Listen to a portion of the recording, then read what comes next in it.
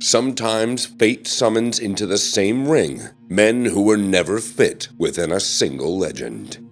Warriors so different that their clash feels like an unstoppable surge, burning like a scorching wind over empty plains.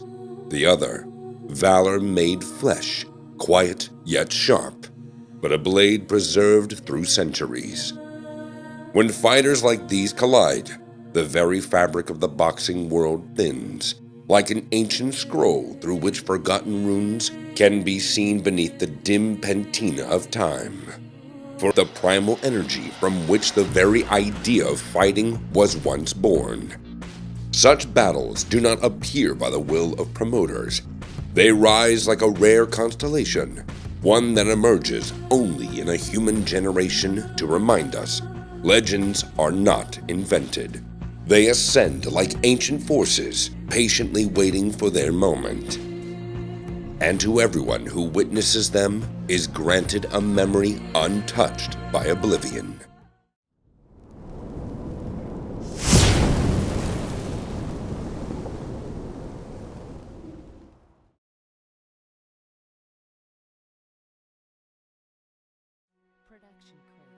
The story of Alexis Arguello and Aaron Pryor began far beyond the ropes of the boxing ring, in two worlds equally harsh, yet shaped by entirely different winds. Alexis grew up in the sweltering quarters of Manawa, where poverty clung to his family like a heavy tropical haze. His father, worn down by failure and his own helplessness, once stood at the edge of an abandoned well, so consumed by despair that the shadow of death seemed like his only companion. Aaron, a boy from the streets of Cincinnati, grew up with no father at all. His mother searched for oblivion in a bottle, and his older brother was beaten by police so brutally that he remained disabled for life. In this fractured reality, young Pryor learned to survive on his own, sometimes sleeping in alleyways, growing used to the cold long before he ever heard words of comfort. Their childhoods looked nothing alike, yet each carved into them the same truth. A cruel world leaves no place for you, unless you fight for it tooth and nail. Both boys stepped into adulthood far too early. At 9, Alexis worked every day on a dairy farm. At 13, he traveled alone to Canada to earn money. 10-year-old Aaron hauled crates as a laborer and worked as a pizza delivery boy.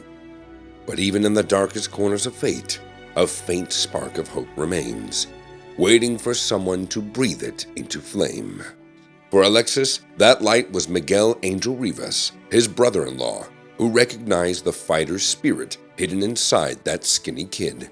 For Aaron, it was Buddy LaRosa, a pizzeria owner who once saw Pryor fighting in the street. But this is where the similarities between their destinies end. Their paths beyond this point and their characters couldn't have been more different. After finishing his amateur run with 58 wins and only 2 losses, 16-year-old Alexis Arguello turned professional. In October 1968, he won his first pro fight. His early career was anything but easy. He was knocked out in his 4th bout, lost on points in his 5th, and years later suffered another stoppage due to an injury to his left hand. That injury would later shape the evolution of his boxing style. 2 years after that setback, Argüello became the WBA featherweight title challenger, defeating veterans like Kid Pascualito and Jose Legra, fighters who combined had more than 200 professional wins. But in the 1974 title fight, the Nicaraguan found no answers against the great Ernesto Marcel. Fortunately, that defeat preceded the next leap in his career. Later that same year, on November 23rd, Alexis became a world champion, knocking out Ruben Olivares in a spectacular battle. Que se viniera rápidamente a pelear y creemos que esto solamente lo hacen los novatos. Olivares lo acaba de hacer, está cambiando cuero. Hay que decirles que las piernas de Olivares no están respondiendo bastante bien. Está cambiando cuero Olivares, pero se está metiendo en la boca del lobo, ya que sus piernas no están respondiendo bien. Ahí vemos a Argüello, lo prendió bien con la derecha. Arguello's rise became a steady march towards greatness. Over the next 7 years, he captured titles in the super featherweight and lightweight divisions and built an impressive resume. He stopped Alfredo Escalera twice, ending the Puerto Rican's long reign at 130 pounds. He defeated top names like Rafael Limon and Bobby Chacon, Kazuo Kobayashi and Ezequiel Sanchez, Ruben Castillo and Cornelius Boza Edwards. His victory over rising star Ray Mancini was equally memorable. That's the halfway point of round 5. Oh! Now, attention. Is working on a plan.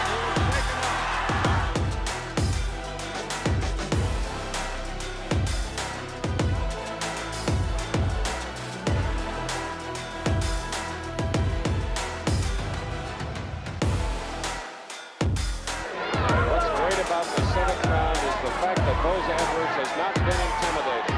But he's absorbed tremendous punishment and has to be careful. Those earlier punches now maybe Midweight point in this fight. He's landing hurt again. He's hurt badly this time. Down he goes. Right hand set. Now it's in 51 victories. He's got 3 losses. There's the right hand.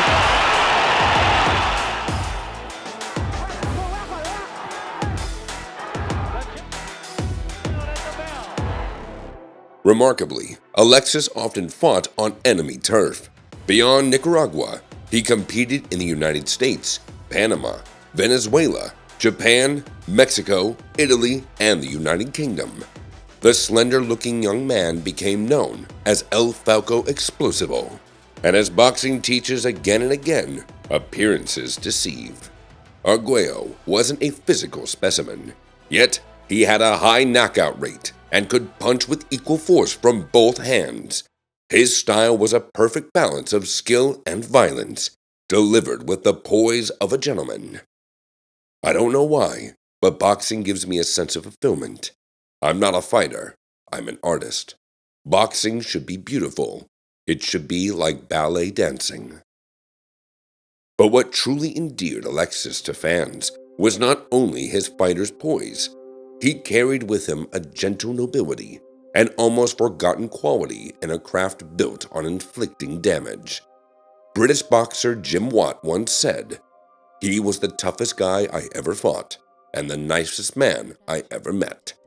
It's no wonder why fans called Alexis the gentleman of the ring. Here is the challenger, Ray Mancini. Come on in here. Good. That's what we're talking about. Thank you, good. Ray Mancini. I love your father. That's the most beautiful thing you have, like I have my father. Take good care of you. You're going to be a good promise. And I promise, if I can do something for you, let me know, please. Thank you. Okay? By the early 1980s, Argüello was nearing cult status. In the 1982 pound-for-pound rankings, he sat at number 2 behind only Sugar Ray Leonard. Always choosing the hardest road, Alexis set out to do what no one before him had accomplished: become the first 4-division world champion in history. His debut at the 140 pounds was impressive. Argüello knocked out Kenny Rooney, the man who would later train Mike Tyson.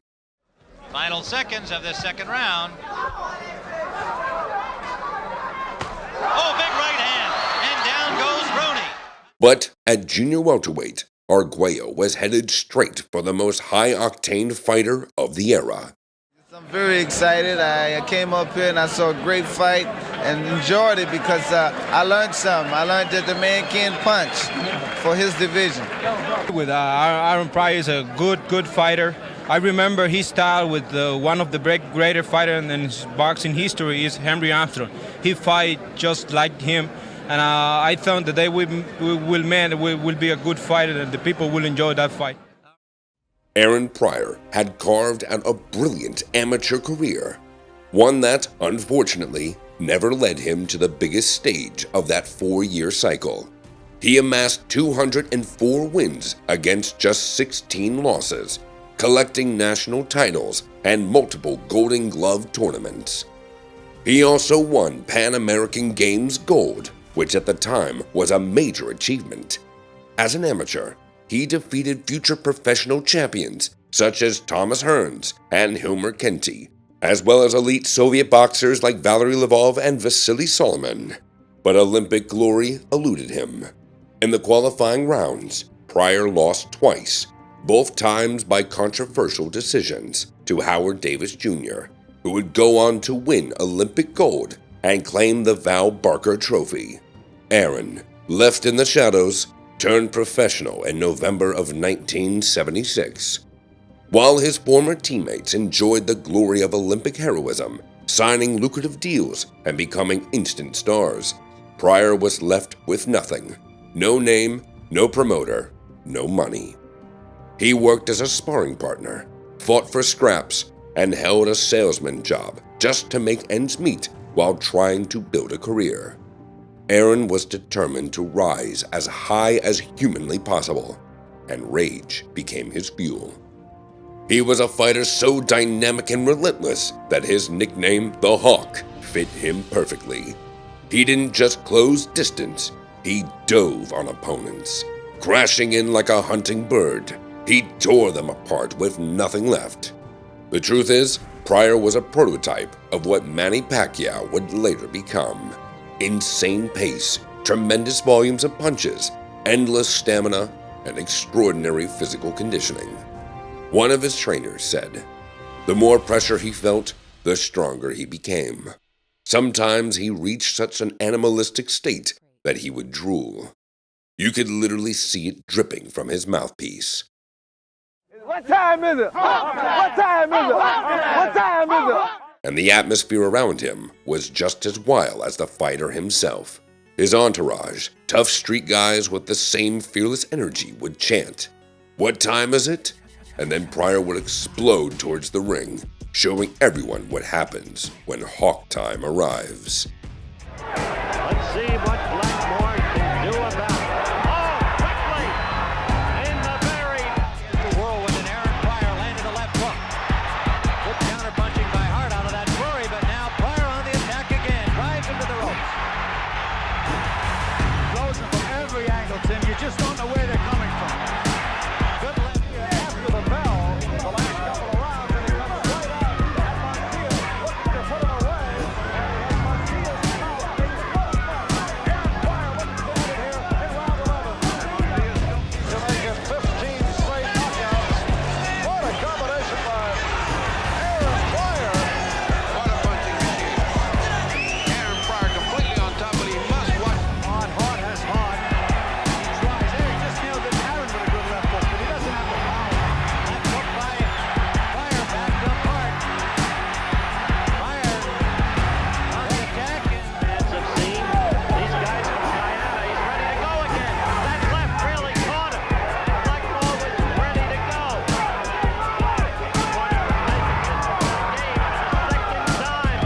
Chile for Pryor, his first appearance on national television, and Ferdy looking to take advantage right at the start.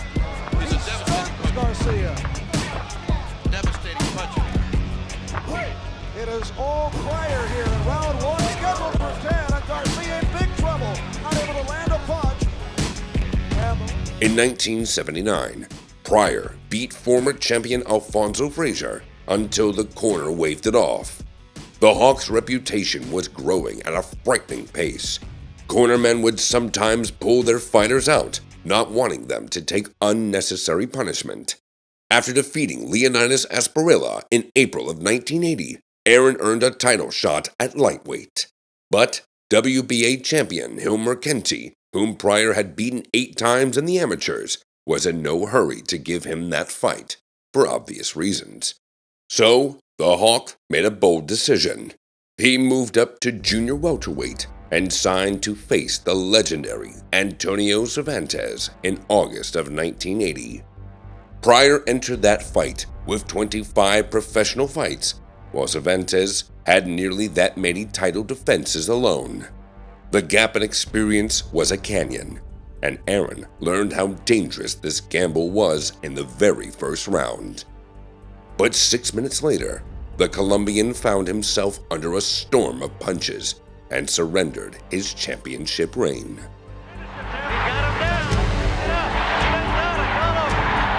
is a new junior welterweight champion Winning the belt didn't make Pryor's life any easier. He remained one of the most avoided fighters in the sport, perpetually searching for that elusive big fight. But truth is, Aaron was also an architect of many of his own problems.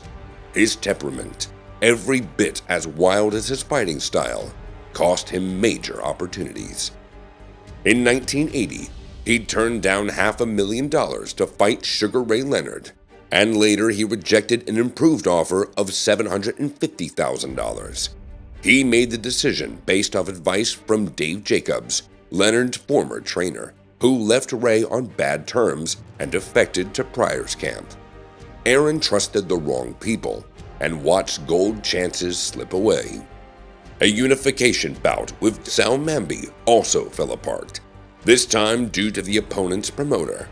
A fight with Roberto Duran collapsed at the last moment when Pryor rejected the contract terms.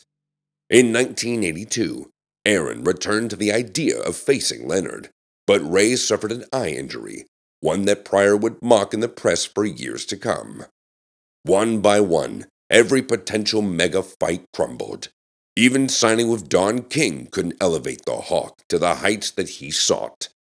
Frustrated, Pryor tore up the contract and moved to Bob Arum, hoping that this time he would finally get what he had come to the professional ranks to find.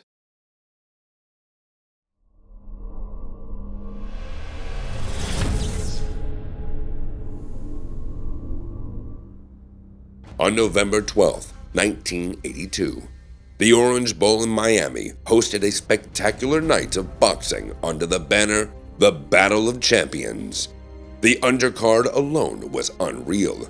Roberto Duran, Howard Davis Jr., Alfredo Escalera, all of them fighting beneath the main event, where Aaron Pryor was set to face Alexis Arguello. For the Hawk from Cincinnati, this was the sixth defense of his junior welterweight crown, the moment he could finally claim the recognition. But the storyline favored a different man, Alexis Arguello, the three-division world champion, an elegant technician chasing history, dreaming of becoming the first ever four-weight world champion. He entered the ring as the solid favorite.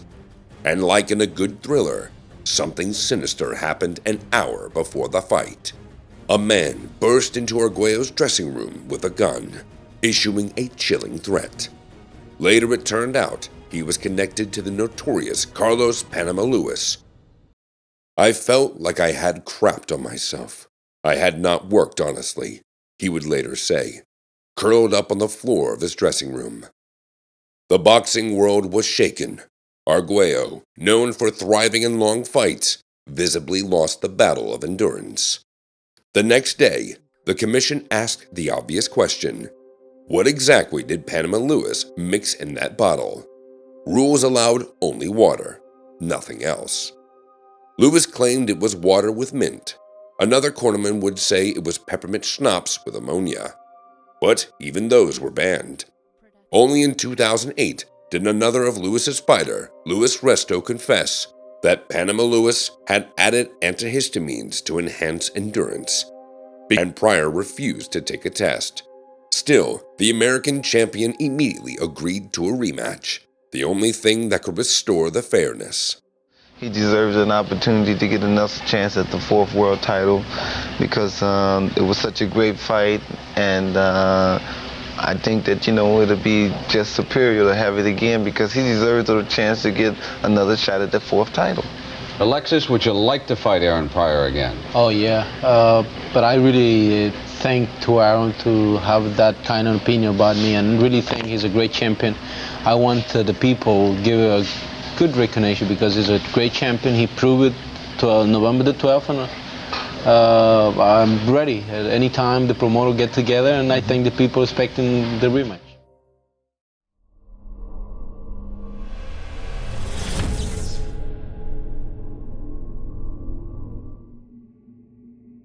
In September of 1983, Aaron Pryor and Alexis Arguello met again, this time in Las Vegas.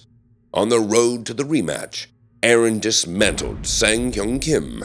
while Alexis defeated Villamar Fernandez and Claude Noel. Pryor's corner no longer featured the infamous Panama Lewis. He had been banned for life for the glove tampering scandal involving Luis Resto. So the Hawk prepared under Richie Giachetti, but true to his angelic but impossible personality, he wouldn't click with him. On the eve of the fight, he brought in Emmanuel Stewart. Argüello had also changed trainers, blaming Eddie Futch for the loss. Later, he would call that decision the worst of his life.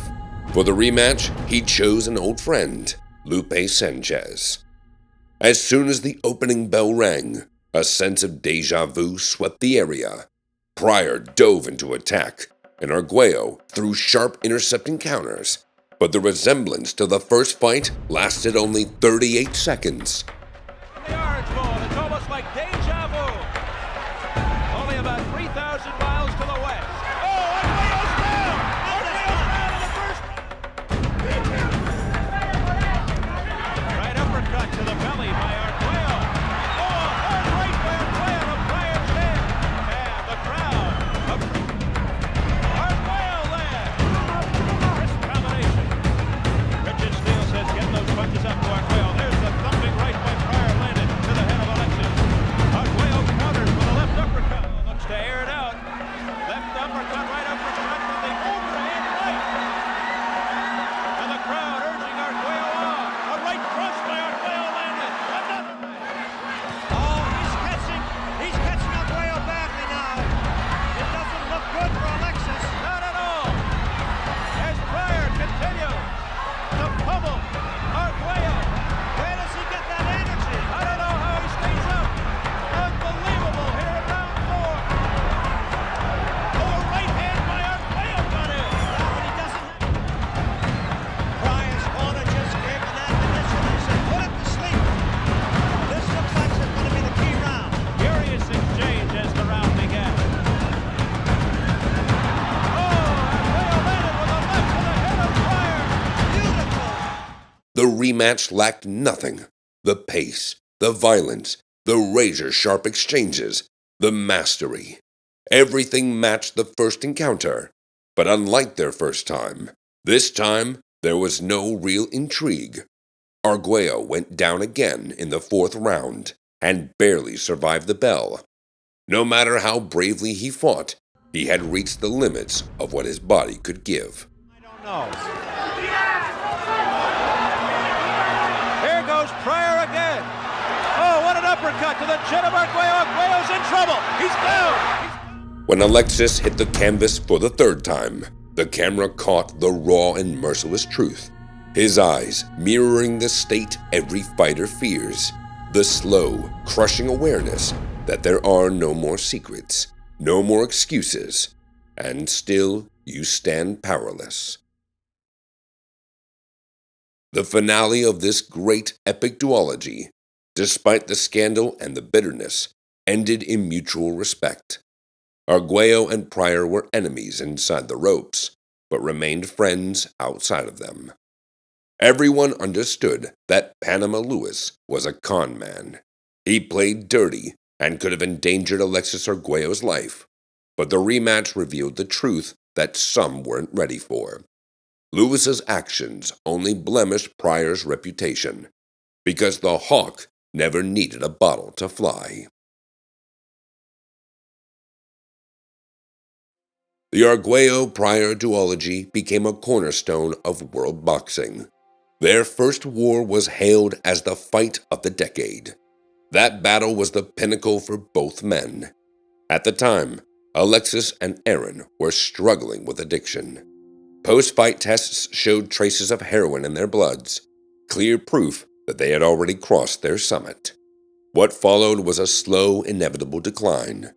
Aaron Pryor did manage to capture the IBF title, but in 1987, he suffered the only loss of his career to Bobby Joe Young. In December 1990, the Hawk stepped away from the ring for good. Alexis Arguello had one fleeting moment of triumph when he defeated former champion Bill Costello in 1986, but his exit was anything but graceful. 9 years later, after repeated comeback attempts, The Nicaraguan legend hung up the gloves for the last time, following a defeat to Scott Walker. During the 1980s and 90s, the United States was ravaged by a devastating crack epidemic, one that consumed countless stars from sports and culture alike. Living in Miami at the time, both Argüello and Pryor were swept into that same storm. After retirement, the Hawks' life spiraled violently downward. Eventually, Aaron returned to the very place he had fought to escape. By the early 90s, the popular champion, who had earned nearly $4 million from 2 fights with Argüello, was broke, homeless, and addicted. He slept on the streets, begging for change. At times, he had to fight off local drifters who wanted to test themselves against the fallen champion. Pryor had lost everything: his family, his reputation, and his health. Once, he mocked Ray Leonard for withdrawing from a fight due to a detached retina. In the end, he himself went blind in one eye for the very same reason. The Hoff's life banked through violent turns. After burning to ashes in the fire of his own downfall, he was able to be reborn. In 1993, Aaron finally defeated his addiction. He remained sober for the rest of his life, dedicating himself to training young fighters in Cincinnati. Among them, he discovered a kid named Adrian Broner, another prodigy whose path would one day echo that of his mentor. Pryor lived till 60, dying on October 9, 2016, from long-standing heart problems. Alexis Arguello also struggled to find himself beyond the ring. He tried acting, politics, and business. The roots of his addiction ran far deeper than simple weakness or indulgence. They lay in the rift between his inner ideals and the world as it truly was. He lived a life where good and evil stood on opposite shores, as if in a child's innocent imagination. But the real world was far more complex. It's layered, ambiguous, and never fully one thing. Argüello drifted endlessly between light and shadow, and every personal misstep felt to him like a betrayal of his own principles. That invisible fracture widened inside him for years, until it became a burden he could no longer bear. When Alexis became mayor, his disenchantment with politics finally shattered his faith in humanity. "Before I thought we were all brothers," he says. "I thought the world was a beautiful place. It's a lie. Everyone is selfish. Now I care nothing for the world. It makes me selfish to say it, but people made me that way. I hate politics. I hate industry. I hate governments. I hate it." On July 1st, 2009, Alexis Arguello was found dead in his home. He had shot himself in the chest. The bullet pierced his heart, and death was instantaneous. Forensics reported traces of gunpowder on his hands. According to his daughter, he had spoken about wanting to take his own life. And so ended the tale of two titans, two destinies born worlds apart, yet bound by the same rise, the same fall. Alexis Arguello never became a 4-division champion. Aaron Pryor never found the universal recognition his talent deserved.